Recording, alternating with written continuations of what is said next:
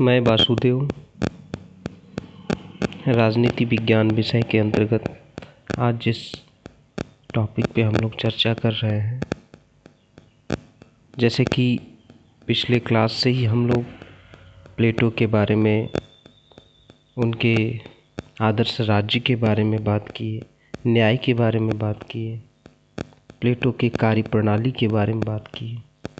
उसी कड़ी में आज हम लोग बात करेंगे प्लेटो की जो शिक्षा व्यवस्था है वो कैसा है, यानी कि प्लेटोनिक फ्रेमवर्क ऑफ एजुकेशन।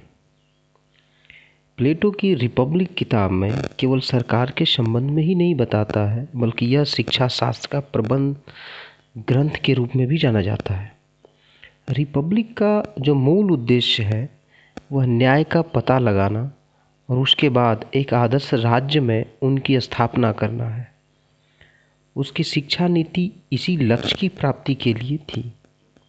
प्लेटो के लिए सामाजिक शिक्षा सामाजिक न्याय का एक साधन है, अर्थात प्लेटो के लिए शिक्षा सभी परेशान करने वाले प्रश्नों का समाधान के रूप में जाना जाता है।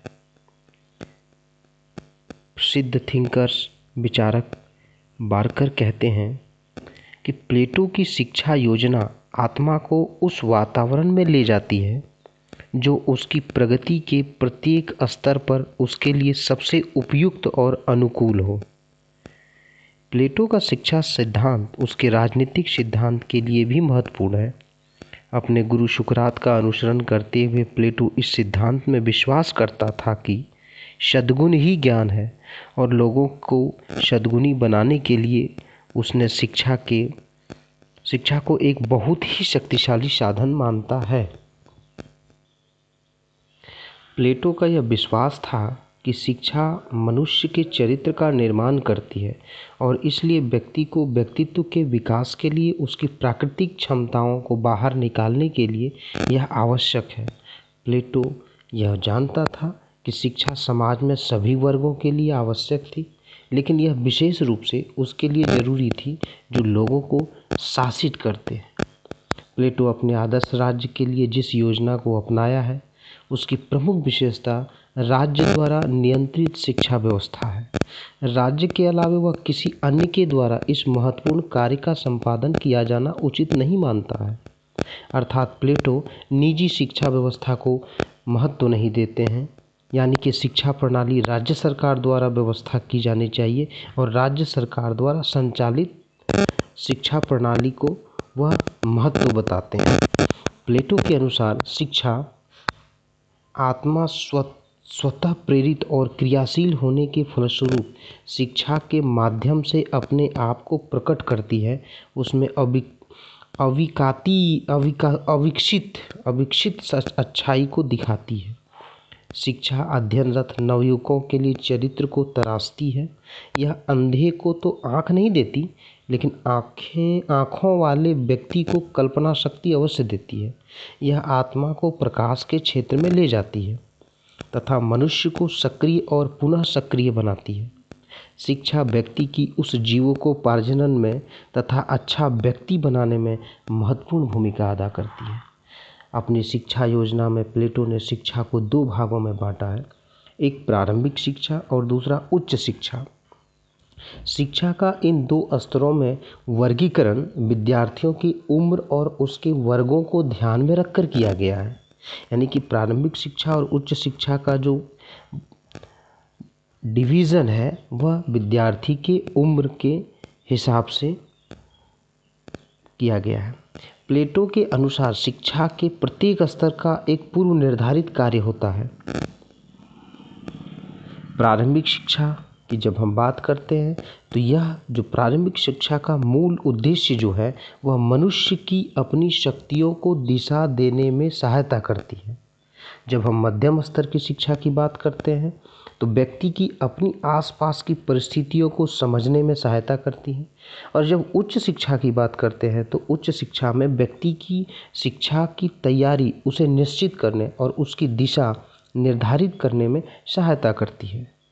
प्लेटो शिक्षा को एक वाणिज्य उद्यम बनाना नहीं चाहता था। कॉमर्शियल एजुकेशन के बारे में वह बात नहीं करता है, बल्कि वह चाहता है कि शिक्षा अपनी आवश्यकताओं के लिए स्वतः साधन उपलब्ध कराएं तथा यह देखें कि नागरिकों को वास्तव में वह प्रशिक्षण मिले जिसकी उन्हें आवश्यकता है, और यह निश्चित करें कि दी जाने वाली शिक्षा राज्य के कल्याण और सामंजस्य पर आधारित है।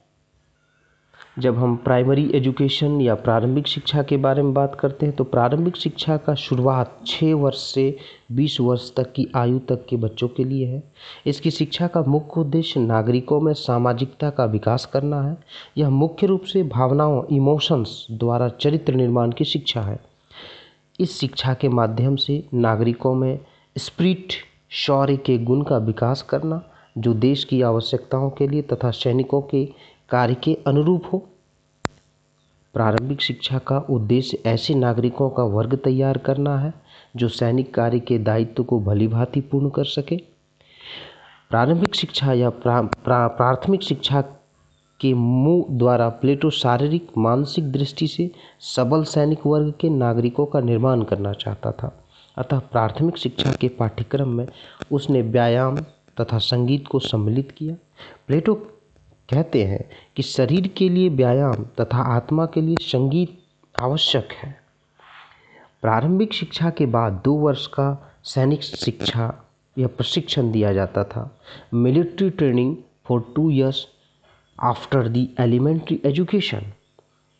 प्लेटो द्वारा प्रतिपादित प्रारंभिक शिक्षा के अंतर्गत व्यायाम और संगीत का प्रशिक्षण 18 वर्ष की आयु तक दिया जाता था। उसके उपरांत 18 वर्ष से 20 वर्ष की आयु तक यानी 2 वर्ष की अवधि में सैनिक शिक्षा अनिवार्य था। सैनिक शिक्षा के बाद जो व्यक्ति सबसे अधिक योग्यता का परिचय देता था उसे उच्च स्तरीय शिक्षा के लिए चुन लिया जाता था और शेष वर्ग को सैनिक वर्ग में सम्मिलित करके उनके अनुरूप कामकाज में लगा दिया जाता था। अब जब बात करते हैं हायर एजुकेशन उच्च शिक्षा के बारे में तो प्लेटो की उच्च स्तरीय शिक्षा का क्षेत्र अत्यंत संकुचित था। वह राज्य का शासक और संरक्षक बनाने वाले तक ही सीमित था। इसका मुख्य उद्देश्य दार्शनिक राजा का प्रशिक्षण करना था। उच्च शिक्षा को 2 भागों में बांटा गया था। 20 वर्ष से 30 वर्ष तक की आयु का शिक्षण या प्रशिक्षण। इसमें विज्ञान तर्क के अध्ययन पर बल दिया जाता था। इसमें इसके साथ ही साथ गणित, ज्योतिषी, संगीत और शास्त्रीय ज्ञान महत्वपूर्ण रूप से अध्ययन किया जाता था। और जो हायर एजुकेशन उच्च शिक्षा का दूसरा पार्ट है जो 30 वर्ष से 35 वर्ष तक की आयु में शिक्षण दिया जाता था। 30 वर्ष की आयु में एक चुनाव और परीक्षा होती थी। इसके योग्य समझे जाने वाले व्यक्ति ही राज्य के पूर्ण संरक्षक या दार्शनिक राजा के योग्य बनते थे। इसके लिए 5 वर्ष अर्थात 30 वर्ष से 35 वर्ष तक की आयु में प्लेटो ने उच्च शिक्षा की व्यवस्था की थी। यह शिक्षा मुख्य रूप से डायलेक्टिक यानी द्वंद्वात्मक पर आधारित था, जिसमें दर्शन शास्त्र के अध्ययन पर विशेष जोर दिया जाता था। 35 वर्ष की आयु तक शिक्षा देने के बाद भी प्लेटो संरक्षकों के शिक्षण को अपूर्ण मानता था, वो पूर्ण नहीं मानता था। अभी तक उन्हें कोरी बौद्धिक शिक्षा मिली है। प्लेटो कहते हैं कि अभी तक उन्हें पूर्ण शिक्षा नहीं मिली है बल्कि कोरी बौद्धिक शिक्षा मिली है। उन्हें संसार का क्रियात्मक अनुभव नहीं है। अतः प्लेटो के अनुसार वे आगे 15 वर्ष तक अर्थात 50 वर्ष की आयु तक 35 वर्ष से 50 वर्ष तक की आयु संसार में घूम घूम कर तूफानी थपेड़े धक्के खाकर व्यवहारिक ज्ञान प्राप्त करने के पश्चात व हर अग्नि परीक्षा में खरे उतरने के पश्चात ही वे दार्शनिक राजा बनने और राज्य की बागडोर संभालने के योग्य मानते थे।